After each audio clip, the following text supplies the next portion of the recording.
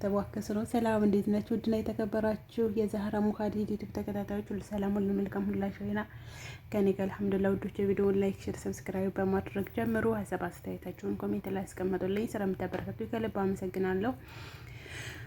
ውዶቼ እንግዲህ ኑሃሜ እና ኤርሚ ጉዳይ አልቆለታል፣ አብቅቶለታል ማለት ነው። የኤዴን እናት የኑሃሜ እንጀራ እናቷ ያው ጥሩ ምንድነው መጥፎ ነገር ወደ ጥሩ ነገር ተቀይሯል ለኑሃሜ ማለት ነው። ምክንያቱም ምንድነው የኤርሚ ስልክ ሲጠራ አንስታ ኑሃሜና ኤርሚ ባንድ እንደሆኑ ለማን ተነግራታለች? ለኤርሚ ፍቅረኛ። የኤርሚ ፍቅረኛ ቀጥ ብላ መጥታ ኑሃሜንና ኤርሚን አገኘቻቸው። ከዛ መጥቶ ተፋጠጡ። ምንድነሽ አንቺ ይሄ ኤርሚ ችኛይቱ መቶ አይፈልግም፣ ምክንያቱም ቢዝነሱ ስለሆነች እና በዛ ሰበብ እንግዲህ አባቷ እና እሷ ተዛ ቤት ወጥተዋል።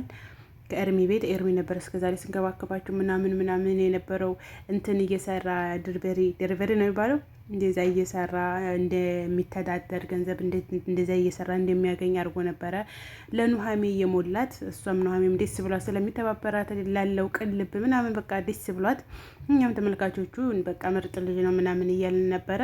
እንደውም አንድ ጊዜ ስልክ ሲያወራ መጣሁ ምናምን ስትለው ያው ከአረብ ሀገር ወይም ከአውሮፓ ሀገር እየተጀናጀነ ነው እንደ የሚል ሀሳብ አስተያየት ነበረን። እንደዛ ሳይሆን እሱ ፍቅረኛውን ለሌላ ሰው ሰጥቶ ምን አይነት እኔ እኮ ፊቱን ይገርመኛል። ምንድን ነው አንድ ሰው ፍቅረኛ አለችው፣ ከዛ ፍቅረኛውን ለሌላ ወንድ ሰጥቶ ከዛ ውስጥ ተሷ ብር መቀበል እና ትንሽ ይከብዳል። አጀማመሩም ሲጀመር ኤርሚና የዛችኛው የፍቅረኛው ጉዳይ ፊቱንም ለመቀበል የሚያስጠላ ነገርም የሚከብድ ነገርም ነው። ሁለተኛ ደግሞ በዛ ነገር ከተስማሙ እሷ መቆጣት አልነበረባትም። እሱም አሳልፎ እሱ እንደሰጣት እሱን ኤርሚን ከሌላ ሰው ጋር ስታየው መቆጣት የለባትም። ምክንያቱም አሳልፎ ሲሰጣት የዛ ጊዜ ነበር መቆጣት ያለባት። ታጅና አንድ ወንድ ከሌላ ወንድ ዘንዳ ሂጅና ከሱ ጋር ግንኙነት ምናምን ፈጥረሽ ፍቅረኛ አድርገሽው ከሱ ገንዘብ እየተቀበልሽ ለእኔም ይዘሽልኝ ነይ ሲላት የዛ ጊዜ ነው መቁረጥ ያለባት እንጂ አሁን ኑሃሜን ጋር ፍቅረኛ ኑሃሜን ይዞ ስታየው መቅናት ነው ምንድን ብቻ ዝብርቅርቅ ያለ ነበር። አሁን ሊጠራ እያለ ይመስላል። ኑሃሜም ያው በጣም አምናው ንጹህ ሰው እንደሆነ ጥሩ ሰው እንደሆነ መልካም ሰው እንደሆነ ነው የምታውቀው። የልጅቱም ጉዳይ ራሱ ምንም ነገር እንዳልተፈጠረ ልጅቱም አንድ ሰሞን መጣች ጠፋይ። አሁን ደግሞ ምንድነው የኛውን ልጁ ማን ነበር ስሙ ጠፋኝ፣ አዲሱ ልጅ እሱ የእሱ ፍቅረኛ ሆና አባትየው ያው ኑሃሜን በጣም እንደወደዳት የዚች ሴትዮ ልጅ ማለት ነው ጠፋኝ፣ ስሙ ጠፋኝ። ኤርሚ ነው ኤርሚ ያኛው ነው አለሙኔም ሰውየው ኑሃሜን እንደወደዳት የተረጋጋች እንደሆነች ምናምን እና ፍቅረኛ እንዳላት ሲለው እርግጠኛ ነኝ ፍቅረኛ የላትም።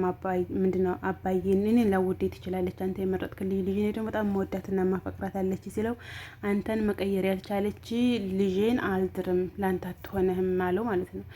ምክንያቱም አብራው ተጠጣለኝ ምናምን በቃ እንደውም እሷ ናት እንትን የምትለው የምትወሰው ለመጠጣት ምንም ለማለት እና እሷም ማስተዋወቀኝ አባትን በቃ እሳቸው እንደሆኑ ታስመስላለሁኝ ምናምን ትለው ነበረ።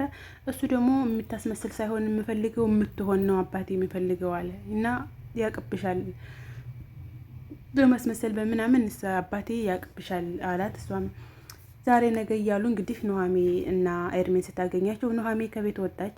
ለአባቷ ያለውን ነገር ነገረችው። አትጠይቀኝ ግን እዛ ቤት መልሰን አንሄድም ከኤርሚ ጋር ደግመን አንገናኝም አለችው። ሰውየውም አይ ችግር የለውም ጓደኛዬ እኮ እንደዚህ ብሎኛል አላት። ጓደኛው እንደውም ሌላ ቤት አዘጋጅልሃለሁ ያለው መስሎ የነበረ ጓደኛው ቤት አምጥቷታል። ጓደኛው ቤት ደግሞ እሳት ውስጥ ነው መጥተው የገቡት እናትና ልጅ ርክርክ። ሰውየው በጣም ሚስኪንዬ፣ ወንድሟ ራሱ ይሄ ልጁ በጣም ጨዋ ነው። ሴቶቹ እናትና ልጅ ሴቶቹ እሳት መለኮት ናቸው። እነዚህ ጋር እንዴት ነው ሰው የሚኖረው? ሰራተኛቱ ነው ራሱ በስሟ አይጠራትም። አንቺማ ትረቢ ነው የሚሏት እና ያው ሲሄዱ በቃ በጣም አመነጫጨቋቸው። ሊቀበሏቸውም አልፈለጉም። ሰውየውም ይቅርታ ጠይቆ በቃ ሰራተኛቱን ክፍላቸውን አሳያቸው አላት። ሰራተኛቱ ወደ ክፍላቸው ስወስዳት ነበረ በቃ ምን አይነት እሳት ውስጥ ነው የመጣችሁት? ሰውየውና ልጁ በጣም ጥሩ ሰዎች ናቸው፣ ጨዋ ናቸው። ግን እናትና ልጅ ግን ሴቶቹ ሁለቱ በጣም ክፉ ናቸው። እንዴ እያስፈራራሽን እኮ ነው አለቻት። እያስፈራራኋችሁ ሳይሆን የዚህን ቤት ህግ እየነገርኳችሁ ነው። በቃ አንቺ ችለሽ ምናምን መቀመጥ አለብሽ እንጂ ሴትዮቱና ልጅቱ በጣም ኃይለኛ ናቸው ነው። ምንድን ነው እኔ ቆሻሻ ጋር ልኖር ነው እንዴ? ምን አይባልም እንደዚያ። እንጃ እውነት በእውነት ዓለም እንደዚህ አለ፣ ግን አይጠፋም። ተድራማ ውጭ እንደዚህ አይነት ሰው አለ። እንደዚህ ሰውን ቆሻሻ ለነገሩ ዱንያ ተበላሽታለች እና እነዚህ ቆሻሻዎች ጋር ልንኖር ነው እንዴ? የደዛ ወደ ያንን እንትኑን ምንድነው የሆነ ነገር ሳግፈችን እንዴ እሱ እኮ በጣም ነው የሚሸተው። ወደዚያ ያኛው ክፍል እኮ በጣም እንትን ነው ምናምን ተዘግቶ ኑሮ ምናምን እኔ ነኝ የማውቀው። አንቺ ነሽ ክፈችና እዚያ አስገቢያቸው ወደዚያ ምናምን አለች ማለት ነው። የመጋዘን እቃ ምናምን የሚቀመጥበት አለ። ወደዚያ ወሮሪያቸው ነገር ኦ ማይ ጋድ። እና ሴትዮቱ ተነገኒ የባሰች ናት። ተገኒ ከእናቷና ከእንጀራ እህቷ የባሱ በላዊ ደግሞ መተው ገቡ ማለት ነው። እና እንግዲህ ኑሐሚን መቻሉን ይስጥሽ ነው የምንለው። ኑሐሚንና የዛች ፍቅረኛዋ ስልክ ተቃይረው የነበሩ ያ ልጁ ግን አይተዋወቁም። ግን ልጅቱ ቆንጅዬ ኑሐሚን ቆንጅዬ እንደሆነች ምናምን ያችኛቱ ራሱ መስከራለች። አሁን የዚችን የፍቅረኛውን ጉር ከሰማ ኑሐሚን ጋራ በፍቅር እንደሚቀጥሉ እርግጠኛ ነኝ። አሁን ኑሐሚን ጋራ በቃ የሆነ መመናጨቅ አንቺ እንደዚህ ነሽ አንቺ ምናምን አንድ ጊዜ ስልካቸውን የተቀያየሩ ጊዜ ተገናኙ። ከዛ ደግሞ ስልኩን ሊመልስላት ስልኩን ልትመልስለት ተደዋወሉ፣ ተገናኙ። አዎ ሁለተኛ ደግሞ ኤርሚ ምግብ ሊጋብዛት ወስዷት ኤርሚ ፍቅረኛው ስትመጣበት ተሸሽጎ ጥሏት ሄዶ ነበረ። ከዛ ሽንት ቤት ሄዳ እሷ ኤርሚ እያለች እየቆረቆረች ስትጣራ ይሄ ልጁ ይሄዳል። ደግሞ ሽንት ቤት ምን ደግሞ ወንድ ሽንት ቤት ምን ታደርጊያለሽ ስላት፣ አይ እዚህ እኮ ፍቅረኛሽ ጠፍቶሽ ነው ፍቅረኛሽ እየበላበት ለመክፈል ጥሎሽ ሄዶ ነው ያላት። ኧረ የለም ማለት በይ እንግዲህ እንደፈረደብሽ ሳህንሽን እጠቢ አላት። እንዴ መች ለምንድን አልበላንም እኮ ወይን ብቻ ነው የጠጣ ነው። ከዛ እሱ ጠፋኝ ምናምን ስትለው እና በእናትህ በቃ የሆኑ ክፈልልኝ አለችው። በይ እንግዲህ ሲሆን ከሆነ እንጨት ነው የሚያስፈልጡሽ አላት። አይ ያረበናት ክፈልልኝ በቃ እኔ በሌላ ጊዜ እከፍልሃለሁ አለችው።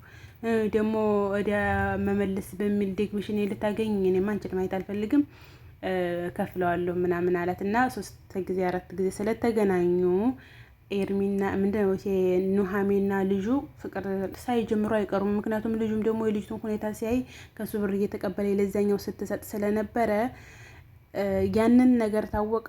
እንኳን አባትየው ብሎት እሱ ራሱ አይፈልጋትም።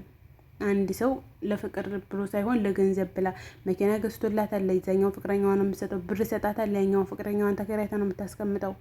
እና ይሄን ነገሩን ታወቀ። ኑሐሚን ራሱ ባይወዳት ያችን ይተዋታል። ኑሐሚን ደግሞ አንድ ፍቅረኛ አላት። ኋላስ ኤክሷ ሆነ ማለት ነው። ኤርሚ ኤክሷ ነው እንጂ በኤርሚ ላይ ሌላ ምናምን አላረገችም። ኑሐሚን ለፍቅር ብላ ነበረ። ፊቱንም ፍቅሩ አልሆነም። ተወቹ በቃ ምንም የሚከበር ነገር የለውም ማለት ነው። ግን የዚችኛይቱ አረመኔ ይጋለጣል እላችኋለሁኝ። እንግዲህ አሁን ደግሞ በቅርብ አብረን የምንከታተል ይሆናል። እናንተ ቪዲዮውን ላይክ፣ ሸር፣ ሰብስክራይብ እያደረጋችሁ አበረታቱኝ። በሌላ ቪዲዮ እስከምንገናኝ ባይ ባይ።